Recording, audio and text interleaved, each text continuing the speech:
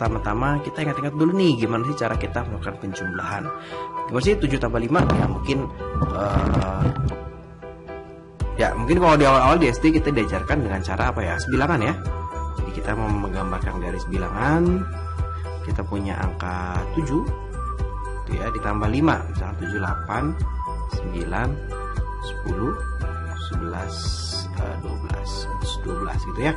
Berarti 1, 2, 3, 4, 5 gitu, tambah 1 oke ya. Tapi tentunya kalau kita sudah SMP kita harus cepet nih. Berarti 7 tambah 5, oh ya ada 12 gitu ya. Gimana kalau 5 ditambah min 9? Nah, kalau pakai garis bilangan ditambah dengan min 9 kita mundur gitu ya. Nah, kalau sekarang kita akan coba perhatikan seperti ini. Berarti kalau ditambah dengan minus, nah berarti sama aja dengan 5 dikurang 9 nih. Plus ketemu minus berubah menjadi minus. Jadi kita punya min 4 ya. Gimana dengan min 6 ditambah 3? Nah, kalau min 6 tambah 3 tentunya kita kalau gambar garis bilangan ya udah kita dari min 6, min 5, min 4, min 3, min 2 ditambah 3 berarti 1, 2, 3 gitu ya. Berarti 1, 2, 3 berarti jadinya min 3 jawabannya. Nah, gimana sih kalau kalian bingung caranya gimana? Ya anggap aja ini 6 dikurang 3 nih, tapi hasilnya masih minus. Kenapa? Karena punya utang 6 baru bayar 3, berarti punya utang 3, min 3 ya. Gimana kalau min 3 ditambah min 5? Oh, ini berarti min 3. Gimana tadi? Ini jadi minus 5. Jawabannya adalah min 8. Oke ya. Kita ingat ya bagaimana menjumlahkannya. Oh, ini masih ada lagi satu. Min 10 ditambah 12 dikurang min 5. Ya udah, berarti tinggal kita buka aja nih. Min 10 ditambah 12 dikurang 5. Gimana cara ngitungnya? Ya udah, itu satu-satu aja. Min 10 ditambah 12. Oh, ini berarti 2 dikurangi 5. Berapa ya jawabannya? Oh, ini min 3. Oke ya, gampang ya. Oke, gimana dengan pengurangan? Sama aja. 9 kurang 3 berarti ini 6. Kalau dengan garis bilangan berarti kalau kurang tuh ke samping. Berarti ini dari 9 lengkap 3. 1, 2, 3, 8, 7. Nah, oke ya, kalau mau pakai garis bilangan. Bagaimana dengan 4 dikurang min 7? Nah, minus ketemu minus ya. Kalau kita buka kurung ya, itu jadi plus. Ini jadi 4 ditambah 7 nih. Wah, gampang nih. Hasilnya 11 gitu. Gimana dengan min 3 dikurang 12 ya? Kalau pakai garis bilangan tinggal mundur 12 kali atau dibalik. Ya, bisa juga. Nanti kakak ajarin gimana cara baliknya. Ya, berarti ini bisa aja utang 3, utang lagi 12. Berarti utang 15. Berarti min 15 ya. Bagaimana dengan min 7 dikurang min 5? Oh yaudah, berarti min sama min jadi plus. Berarti ini min 7 tambah 5. Berarti hasilnya adalah min ya. Nah, gimana kalau gini nih? Oh yaudah, kita hitung satu-satu. 9 dikurang 6. Ini berarti ditambah 8. Kenapa plus? Karena min ketemu min ya. Berarti ini min 9 dikurang 6, min 15 ditambah 8. Maka hasilnya adalah min 7. Ya, gampang ya. Itu kakak yakin teman-teman sudah bisa nih. Nah, sekarang yang agak lebih sulit, nah, kita akan belajar tentang gimana kalau salah seperti ini, gitu ya. Wah, ini ribet banget nih kak, soalnya ada kurung-kurung banyak. Gimana sih cara ngerjainnya? Nah, cara mengerjakannya adalah kita buka dari kurung yang paling dalam. Nah, kurung yang paling dalam tuh dari mana sih maksudnya gitu ya? Kurung paling dalam itu kalau kita lihat, nah itu adalah kurung yang biasa. Kurung berikutnya kurung siku. Ya, kurung berikutnya biasanya kurung kotak. Kurung kurawal terus kurung siku gitu ya. Maka kita selalu mulai dari kurung paling dalam nih. Maksudnya mulai dari kurung paling dalam gimana nih kak? Kita hilangin kurungnya. Nah, pasti ketemu dong plus ketemu minus jadi apa nih? Nah, itu kita tulis ulang. Nah, ini kalau kita tulis ulang jadi begini. 8 ditambah 10 plus ketemu minus jadi minus ya. Minus 7 ya. Dikurang min 5 ditambah 8. Min ketemu min jadi plus. Nah, ini kita tulis ulang lagi nih. Oh, ini min 8. Nah, ini boleh kita hitung dulu. 10 dikurang 7 berapa? 10 kurang 7 ya. 10 kurang 7 ini adalah 3 ya. Min 5 ditambah 8, 3 ditambah 6 artinya jadi 9. Oke, balik lagi. Berarti 10 dikurang 7. Nah, ini jadi 3 ya. Plus, aku mau plus, jadi plus 3. Dikurang, nah ini kurang berapa nih? Jadi kan 9. Min ketemu 9, jadi min 9. Ya. Berapa jawabannya? Ya kita hitung. Min 8 ditambah 3, ini min 5. Dikurang 9, hasilnya adalah min 14. Ya, gampang ya. Kita coba lagi. Nah, ini kita tetap mulai dari kurung yang paling dalam. Jadi kita mulai dari sini sama yang ini. Kita tulis lagi nih, ini 29 ditambah kurung siku. Ini nggak ada tanda apa-apa, nggak ada tanda apa-apa, berarti ini tetap min 48 nih. Ya, dikurang min 19. Min ketemu min, jadi apa ya? Jadi plus 118 gitu ya. Nah, ada kurung lagi. Nah, ini bisa kita hitung dulu nih. Min 19 ditambah 118 itu kalau kalian bingung bisa juga kita hitung 118 dikurang 19 itu ya, berapa nih? Oh, ini 1 benar ya, nah, ini 9 nah, 100 berarti 99, berarti ini 99. Oke. Masih positif ya, positif 99. Kenapa? Karena masih positif dikurang 19. Oke, ini kalau kita tulis lagi 29 ditambah, nah ini belum boleh buka dulu karena kita baru buka yang tanda huruf perawal. Min 48 dikurang 99 ya. Nanti kalau kita hitung berapa nih? Berarti min 48 dikurang 99. Anggap aja 99 ditambah 48. Berapa nih?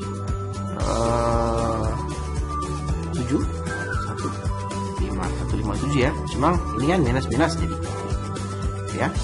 Jadinya min 157.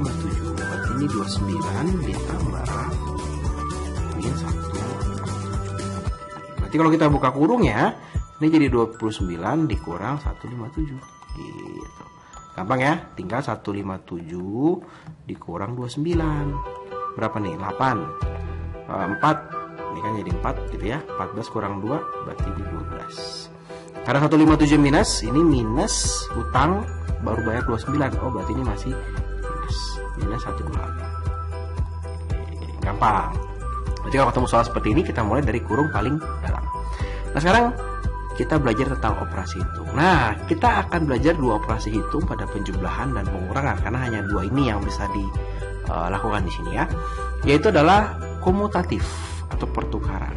Ya, misalnya begini, kalau kakak punya 7 tambah 5, bisa nggak sih kita tukar nih? Tukar deh kak, 5 tambah 7, hasilnya sama nggak? Coba kita hitung ya, 7 tambah 5 12, 5 tambah 7 sama nih 12. Oh, berarti kalau penjumlahan, nah ini berarti ini kalau penjumlahan, oke nih, penjumlahan bisa gitu ya. Terus bagaimana dengan pengurangan? Misalkan 7 dikurang 5 sama nggak sih dengan 5 dikurang 7? Oh, beda kak, ini hasilnya 2, ini hasilnya berapa nih? Minus 2. Nah, beda ya, ada minusnya ya. Maka kalau pengurangan,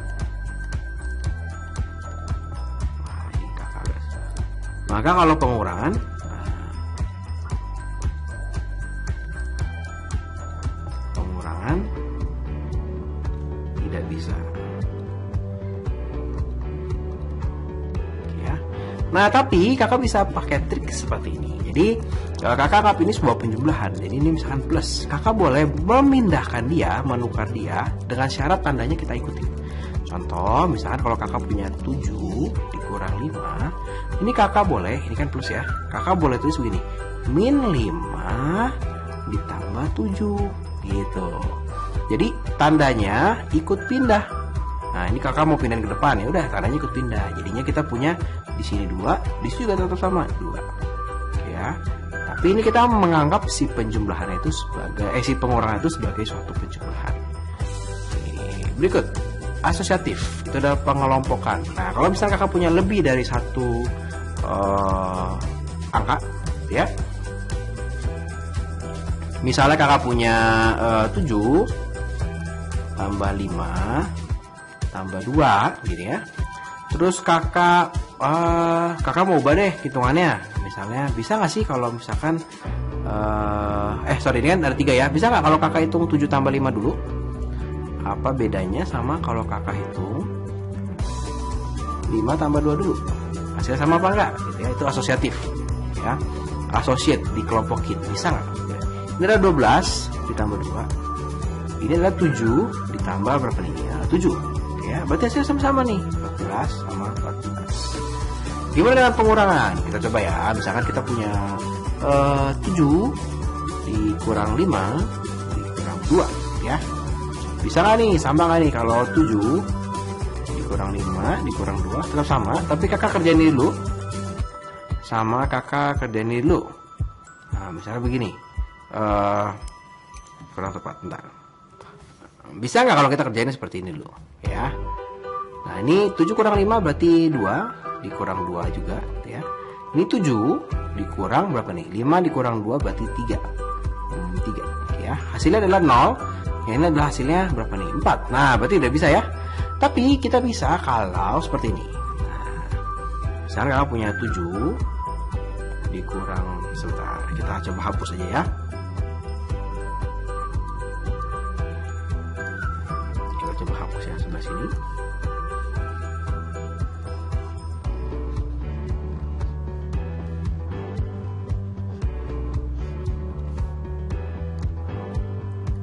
Nah, misalnya kakak punya 7 dikurang 5 dikurang 2, di sini juga sama, 7 dikurang 5 dikurang 2. Nah, tapi kalau kakak mau mendapatkan hasil yang sama, kalau kakak kelompokan seperti ini, kakak bisa kelompokan seperti ini. Ininya kakak pindahin begini. Nah, tapi ini ada tanda dong, hilang dong. Nah, ini harusnya plus gitu ya. Jadi sama seperti tadi, kita mainnya di kita menganggap dia sebagai suatu penjumlahan. Atau kalau teman-teman bingung, kok bisa sih kak plus? Kalian bisa anggap begini. Ini ngapainnya 7 ditambah min 5 ditambah min 2 gitu. Oke, jadi kita kerjain min 5 ditambah min 2 dulu. Atau kita mau 7 tambah min 5 dulu. Sama aja kan? Hasilnya akan sama nih. Oh, ini adalah 2 dikurang 2. Kalau ini kalau kita kerjakan, berarti ini 7 ditambah min 5 ditambah min 2. Nih, min 5 tambah min 2 kan hasilnya min 5 kurang 2, min 7 gitu ya. Nah, ini hasilnya juga sama nih, 0, ini juga 0, sama. Oke. Jadi kalau sebagai pengurangan kita tidak bisa asosiatif dan tidak bisa komutatif, tapi sebagai penjumlahan bisa, dan itu bisa kita pakai konsepnya dalam pengurangan dengan syarat tandanya kita ikut sertakan. Oke.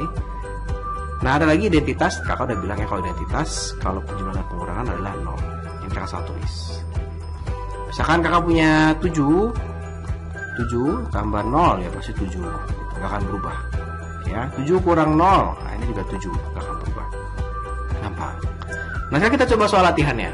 Nah, jadi apa sih fungsinya si asosiatif dan komutatif? Itu nanti berfungsi untuk mempermudahkan kita menghitung. Mempermudahkan gimana nih kak? Nah, contoh seperti ini. Kakak punya hitungan seperti ini, 171 ditambah 324 ditambah 429. Kalau kalian ngitungnya kira 171 tambah 324 kak, ya bisa pakai susun ke bawah. Terus hasilnya ditambah lagi 429, bisa susun ke bawah. Tapi kalian harus teliti, ternyata ada angka yang bisa saling melengkapi. Saling melengkapi apa? Yang kita lihat adalah begini. Ada nggak sih angka-angka yang kalau dijumlah hasilnya tuh 100, 10, 1000 gitu. Bulat. Contohnya, kalau di soal ini 171 dan 429 ini sangat menarik. Kenapa? Kakak boleh tukar dong komutatif dari mana? Nah nih, kakak boleh tukar nih komutatif. Kakak tukar. Tukar jadi apa? Kakak tukar jadi ini 171 tambah 429 ditambah 324. Kemudian kakak pakai asosiatif. Kakak kerjain dulu nih. Berapa nih? Ih, ternyata ini bagus loh. Ternyata ini hasilnya adalah berapa nih? 600. Gitu. Gampang, bulat kan 600 ditambah 324. Kalau kalian 600 tambah 324, pasti kalian mengerjakan dengan cepat dong. Oh, ini gampang nih, ini pasti 924. Kenapa? 00 tambah 24 ya pasti 24. Kita cuma mikirin angka depannya doang, 6 tambah 3. Ya. Contoh lagi. 68 ditambah 13 dikurang 18, ya. Ada yang tahu kira-kira gimana? Terpikir? Ya, ini adalah kita kelompokkan nih sama ini dulu nih. Kita pindahkan. Loh, tapi pengurangan nggak bisa dipindahin, Kak? Bisa, dengan syarat apa? Tandanya kita ikutin. Jadi ini 68 dikurang 18, ya. Jadi bukan ditukar 13 sama 18 ya, jadi plus 18 sama min itu, bukan. Tapi kita anggap dia sebagai penjumlahan. Atau kalau kalian bingung begini, ini 68 ditambah 13 ditambah min 18. Boleh dong kakak tulis jadi 68 ditambah 13 ditambah min 18 ditambah 13 gitu. Boleh kan? Nah, ini kan ujung-ujungnya akan seperti ini juga. Ditambah 13. Kenapa kakak bilang gampang? Karena ada pengurangan dan ada 8. Artinya, ini bulat banget ini 50. Jangan 8-nya tinggal dikurangin 0. 6 kurang 1 5 ditambah 13. Oh, ini hasilnya adalah 63. Simple, gampang. Contoh lagi. Nah, ini gampang nih. Kelihatan banget 49. Artinya 249 dikurang 149 baru kita tambah dengan 312. Oh, ini hasilnya adalah berapa nih? 100 ditambah 312. Nah, 412. Gampang. Nah, ini lebih besar lagi. Gimana nih? Waduh, pusing nih Kang hitungnya Kak. Ini tambahin ini, hasilnya ribet. Ditambahin lagi sama ini, pakai apa namanya? Susun ke bawah lagi. Nah, sama, berarti kita pakai sifat asosiatif dan komutatif. Nah, gimana sih caranya kalau nggak seperti ini? Kita lihat yang hasilnya belakangnya 0, bisa nggak? 4 tambah 6, 0. Wah, jangan-jangan bisa dipasangin nih. Coba 1376 ditambah 634 ditambah 1738. Oh, ini ternyata kalau dijumlahin hasilnya adalah 2000. Wih, gampang loh. Ditambah 1734. Hasilnya berarti 3734. Selesai. Nah, gampang ya. Jadi sifat asosiatif dan komutatif ini sangat berguna ketika kita menghitung penjumlahan-penjumlahan yang ini kayaknya ribet nih Kak ngitung penjumlahannya. Jadi ketika nanti kalian selanjutnya dalam matematika, dalam fisika, dalam kimia, ketika menjumlahkan kalian boleh loh. Oh, saya mau ngitung yang ini sama ini dulu deh. Hasilnya bagus nih, 10 bulat gitu. Misalkan kita punya gini. Contoh ya, ekstrim. Enggak ekstrim banget sih. 7 tambah 8 tambah 6 tambah 3 tambah 9 tambah 2 tambah berapa? 4 tambah 1. Coba kalian hitung. Kalau kita tidak tahu sifat asosiatif dan komutatif, kita hitung begini dong. Oh, 7 tambah 8 15, 15 tambah 6 21, 21 tambah 3 24 gitu. Tapi kalau kalian tahu sifat asosiatif dan komutatif, wah, 7 tambah 3 10 nih. 8 tambah 2 10 nih. 6 tambah 4 10 nih. 9 tambah 1 10 nih. 10-nya ada 4 40 nih hasilnya. Lebih cepat kan? Nah, itu adalah fungsi dari sifat asosiatif dan komutatif. Banyak kepake di kapan? Nanti kita belajar statistik, seperti hal seperti itu sangat membantu.